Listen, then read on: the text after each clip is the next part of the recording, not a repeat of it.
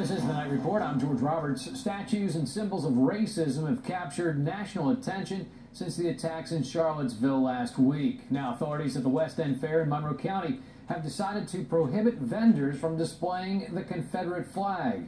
News 13's Brittany Michaels joins us now live at the news desk. And Brittany, I would imagine that this action isn't sitting well with the vendors there. Well, George, I will say they aren't happy, but thankfully right now everybody is complying with the ban.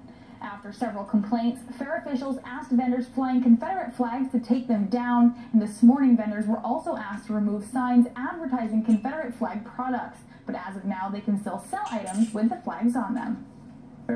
A lot of the fair goers that come here, they fly the flag with demolition derby teams, and it's just part of the fair. We're told several complaints were made to fair authorities yesterday regarding a vendor who was flying this Confederate flag and another vendor who had this flag on display. The flag reads heritage, not hate. It's my history. My ancestors most likely have fought in that war, along with everybody else's ancestor possibly at one time. I mean, it wasn't that long ago. It's only 200 years ago. So how many generations? 3-4 generations ago. Both vendors sell Confederate flags and other Confederate merchandise at the fair. They tell us their advertising has never been a problem until this year.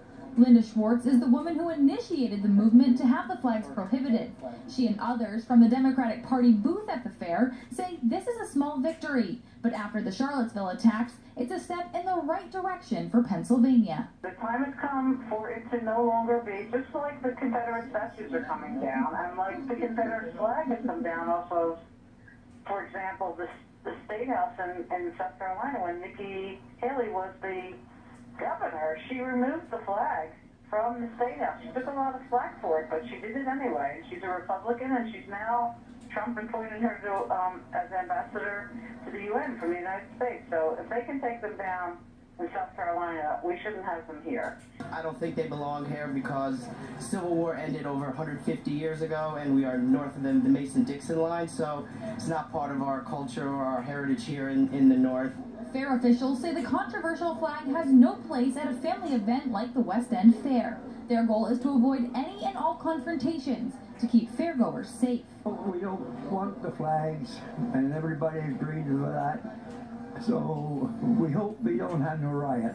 I don't want no part of the Confederate flag here because it will cause problems. Vendors tell us people who complained about the flags promised to bring protesters, a rumor that the Monroe County Democrats vehemently denied. But there was never anything from the Democratic Party ever to indicate that we would bring protests to the fair. According to vendors, business hasn't decreased since their flags were removed. It doesn't hurt the business at all because everybody knows where we are up here, and everybody knows, hey, if you got them, you're going to sell them. All they got to do is ask.